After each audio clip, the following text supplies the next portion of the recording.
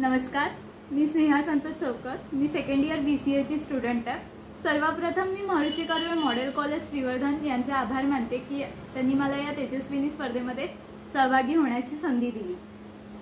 या स्पर्धेसाठी आम्हाला मोलाचे मार्गदर्शन लाभले तृप्ती विचारे मॅडम यांकडून. अनिल वाणी सरांनी पण या स्पर्धेसाठी आम्हाला मार्गदर्शन केले आणि प्राचार्यांनी सुद्धा आम्हाला या स्पर्धेसाठी मोलाचे मार्गदर्शन केले. या स्पर्धेसाठी महाराष्ट्र, गोवा, गुजरात, मध्य प्रदेश येथून मुली आल्या होत्या. ही SNDT युनिव्हर्सिटीची वर्षातून एकदा होणारी तेजस्विनी स्पर्धा आहे. या स्पर्धेमध्ये एकूण 75 मुली सहभागी झाल्या होत्या. साक्षी आणि मी या स्पर्धेसाठी कॉलेजमधून पहिल्यांदाच गेलो होतो. म्हणजे याआधी कॉलेजमधून या स्पर्धेसाठी कोणीही गेलं नव्हतं. त्यामुळे या स्पर्धेची तयारी आम्ही मागील 1 महिन्यापासून करत होतो. ही स्पर्धा एकूण 3 दिवसांची होती. या 3 दिवसांमध्ये वेगवेगळे राऊंड असतात. 2 दिवसांचे जे राऊंड होतात त्यातून जे मार्क्स होतात त्यातून तिसऱ्या राऊंडला मुली निवडल्या जातात. तर या आधीच्या 2 दिवसांबाबत तुम्हाला साक्षीने माहिती सांगितलीच असेल. तर स्पर्धेसाठी लागणारा कॉन्फिडन्स हा खूप महत्त्वाचा असतो. आपण आपल्या कॉन्फिडन्सवर नीट फोकस राहायला पाहिजे तर आपण तिथे जाऊन बोलू शकतो. इझी विषय आलेले म्हणजे कोणालाही जमतील असे विषय. एक्स्ट्रोम्पियर स्पीचला माय बुक्स किंवा life is better when technology is simple हे सब्जेक्ट आलेले. माय स्कूलबद्दल बोला तुम्ही. असे 5 तिथल्या तिथे ऑन दी स्पॉट ते विषय देणार तुम्हाला आणि त्याच्यावर तुम्हाला 5 मिनिटं बोलायचं असतं. तर असे सोपे विषय असतात पण तिथे व्हिडिओ करणं हे अलाउ नसतं. त्यामुळे आमच्याकडे बाकीच्या फुटेज नाही आहेत त्या. तर तिसऱ्या दिवशी आम्हाला सगळ्यांना सिंपल ग्रूमिंग करून यायला सांगितलं होतं. म्हणजे जे 3 दिवस राऊंड होतात त्यामध्ये सिंपलच ग्रूमिंग आपल्याला करायची असते. तुम्ही कुर्ता सलवार घालू शकता किंवा ट्रॅडिशनल एक ड्रेस किंवा साडी. तिसऱ्या दिवशी तुम्ही साडीच नेसा शक्यतो. तर मी आणि साक्षी आम्ही दोघींनी साडीच नेसली होती.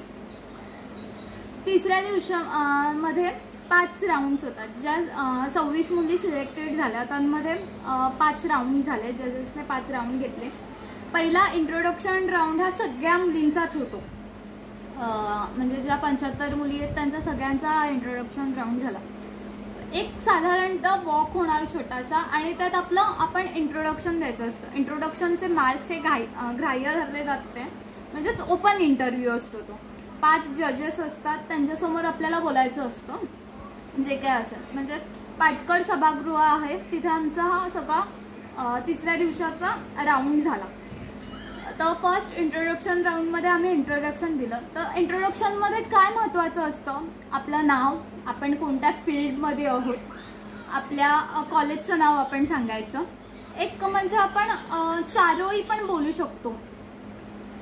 चारोळी बोलू शकतो की ज्यामध्ये आपली SNDT युनिव्हर्सिटी हायलाईट होईल, आपल्या कॉलेजचं नाव हायलाईट होईल आणि आपण कुठून आलो हे पण समजू शकतो.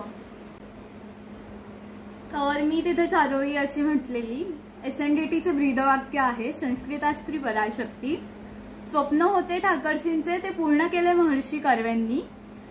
पेशव्यांच्या जन्मभूमीत जन्मलेले मी आहे महर्षी कर्वे मॉडेल कॉलेजची विद्यार्थिनी. तर अशी तुम्ही सुंदरशी चारोळी म्हणू शकता. आणि आपण काय करतो, आपल्यामध्ये कोणत्या क्वालिटीज आहेत, हॉबीज कोणत्या आहेत हे पण तुम्ही सांगू शकता. इंट्रोडक्शन राऊंडमध्ये 30 सेकंड्स असतात. ते 30 सेकंड्समध्ये तुम्ही सांगू शकता. इंट्रोडक्शन राऊंड झाल्यानंतर ज्या 26 मुली असतात त्या सिलेक्टेड होतील, त्यांची नावं घेतली जातील आणि मग सेकंड राऊंडला सुरुवात होते. तर सेकंड राऊंडला जजेस प्रत्येक मुलीला क्वेश्चन विचारतात आणि त्या 26 पैकी नंतर पुढच्या राऊंडला 10 सिलेक्ट होतात. तर ते क्वेश्चन कसे असतात की तुम्हाला मोकळा वेळ मिळाला तर तुम्ही या मोकळ्या वेळेत काय कराल, तुम्ही ही फील्ड का निवडली, तुम्हाला ह्या फील्डमध्ये काय इंटरेस्ट आहे, म्हणजे कशासाठी तुम्ही ही फील्ड निवडली. तर एज्युकेशनल फील्ड वगैरे आपल्या फील्डशी रिलेटेड किंवा हॉबीशी रिलेटेड ते क्वेश्चन विचारतात. किंवा अगदी सोपे क्वेश्चन असतात जे चांगली उत्तरं देतात ते पुढच्या राऊंडमध्ये सिलेक्ट होतात. आणि त्यावर आपल्याला फक्त मोजून 2 मिनिटं बोलायचं असतं. 2 मिनिटाच्या पुढे नसतं बोलायचं, नाही तर मग आपण बाद होऊन जातो. टाइम लिमिट ही महत्त्वाची गोष्ट असते. तर तिसरा राऊंड असतो हा टॅलेंट बेस्ड राऊंड. ह्यामध्ये ज्या 10 मुली सिलेक्ट होतात त्यांनी आधीच आपला टॅलेंट रेडी ठेवावा. म्हणजे जे काही आपल्याला येत असेल, मोनो ॲक्ट, डान्स, डिबेट किंवा एखाद्याला कविता करता येते तर एखादी कविता करू शकते, एखाद्याला सुंदर भरतनाट्यम डान्स करता येतो तर ती तो डान्स करू शकते. तर ज्या 10 मुली सिलेक्ट झाल्या त्यांनी त्यांचे काहींनी परफॉर्मन्स रेडी ठेवले होते तर काहींनी काहीच प्रिपरेशन केली नव्हती. म्हणजे या कॉन्टेस्टसाठी येण्या अगोदर प्रिपरेशन करून या सगळ्याची, असं ते जजेस पण म्हणाले. खूप सुंदर सुंदर मुलींनी डान्स केले. तर तिसरा राऊंड हा झाला, कंप्लीट झाला. तर ह्या 10 मुलींपैकी 5 मुली ह्या पुढच्या राऊंडला गेल्या. पुढचा राऊंड होता, चौथा राऊंड होता. चौथ्या राऊंडला काय करायचं होतं, जजेस क्वेश्चन विचारणार. त्या क्वेश्चनचं आन्सर आपल्याला पेपरवर लिहायचं असतं. आपल्याकडे वेळ असतो, 1 मिनिट वेळ असतो, 1 मिनिट विचार करायला वेळ असतो. क्वेश्चन प्रत्येकीला वेगवेगळे विचारणार. हा ते जजेस म्हणजे 5 जजेस 5 मुलींना वेगवेगळे क्वेश्चन विचारणार. आणि तिथे आपल्याला रायटिंग पॅड आणि पेन पण देतात. त्यावर आपण त्या क्वेश्चनचं आन्सर लिहायचं आणि ते तेवढंच अक्षरनी अक्षर रीड करायचं, कारण ते जजेसकडे असतं. तर क्वेश्चन जजेसने प्रत्येक मुलीला विचारले, वेगवेगळे विचारलेले. म्हणजे तर 5वा राऊंड होतो. 5व्या राऊंडमध्ये प्रत्येक मुलीला कॉमन क्वेश्चन विचारला जातो.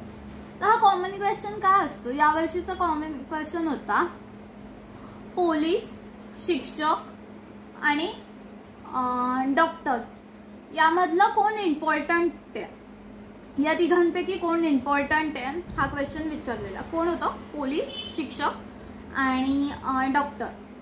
तर त्या 5 मुलींनी त्या क्वेश्चनचं आन्सर त्या पेपरवर लिहिलं आणि त्यांच्याकडे टाइम लिमिट होता. तर प्रत्येकीने वेगवेगळं आन्सर लिहिलं. काहींनी लिहिलं की शिक्षक महत्त्वाचा आहे, काहींनी लिहिलं की डॉक्टर महत्त्वाचं आहे. एकीने सांगितलं की पोलीस, डॉक्टर आणि शिक्षक हे तिन्ही महत्त्वाचे आहेत, कारण त्यांचे वेगवेगळे रोल आहेत आणि ते रोल कोणीच हे नाही करू शकत. तर असे 5 राऊंड झाले आणि ज्या 5 राऊंडमध्ये जी बेस्ट होती तिने सगळ्या राऊंडमध्ये चांगले मार्क्स मिळवले, ती तेजस्विनी म्हणून घोषित करण्यात आली. तर गुजरातची म्हणून एक तेजस्विनी स्पर्धेमध्ये ती तेजस्विनी झाली आत्ता या वर्षाची. नंतर फर्स्ट रनरअप, सेकंड रनरअप आणि 2 बाकीच्या ज्या दोघी असतात त्यांना पण प्राइज दिलं जातं. तर अशी स्पर्धा आमची झाली. या स्पर्धेमध्ये आम्हाला खूप चांगला अनुभव आला, खूप काही नवीन गोष्टी शिकायला मिळाल्या. म्हणजे श्रीवर्धन सारख्या शहरातल्या मुलींना हा प्लॅटफॉर्म जर भेटला तर मुलींना एक आत्मविश्वास मिळतो, त्यांना खूप काही नवीन शिकायला मिळतं आणि त्यातून ह्या पुढे जातात. तर आमचा दोघींचाही अनुभव हा खूप चांगला होता. आम्हाला खूप एक चांगला अनुभव आला, खूप काही शिकायला मिळालं. तर तिसऱ्या दिवसामध्ये हे असं सगळं झालं आणि तेजस्विनी डिक्लेअर करण्यात आली. तर आम्ही ह्या 10 जण म्हणजे आम्ही 2च राऊंडपर्यंत गेलो. पुढच्या राऊंडमध्ये काय आम्हाला जाता आलं नाही, कारण आमचा फर्स्टच एक्सपिरियन्स होता. तरी पण आम्ही आमचा बेस्ट देण्याचा प्रयत्न केला. तिथे गेल्यावर एक गोष्ट विसरू नका की आपला आत्मविश्वास हा खूप महत्त्वाचा आहे. जे काही बोलाल तुम्ही ते तुमच्या आत्मविश्वासाने बोला. सेल्फ कॉन्फिडन्स म्हणजे एकदम ओव्हर कॉन्फिडन्स पण तुम्ही ठेवू नका. आणि एकच सांगेन की आन्सर्स देताना व्यवस्थित देत जा, घाबरू नका. तिथे लँग्वेज बॅरियर हा कोणताही विषय नाही आहे. आपण आपल्या मराठी लँग्वेजमध्ये सुद्धा बोलू शकतो. असं नाही की इंग्लिश, हिंदी असंच बोलायला पाहिजे. तिथे थोडंसं आपल्याला म्हणजे असं वाटतं की त्या मुली किती इंग्लिश बोलतायत, हिंदी बोलतायत, तर असं नका करू. लँग्वेज बॅरियर नाही आहे, मराठीतूनच बोला. मराठीतून खूप सुंदर बोलता येतं आपल्याला सुद्धा. मी आणि साक्षी पण आम्ही मराठीतूनच बोललो. जे काही तुम्हाला क्वेश्चन विचारतील त्याची बिनधास्तपणे उत्तरं द्या. आणि असा हा आमचा अनुभव होता सगळा. थँक्यू.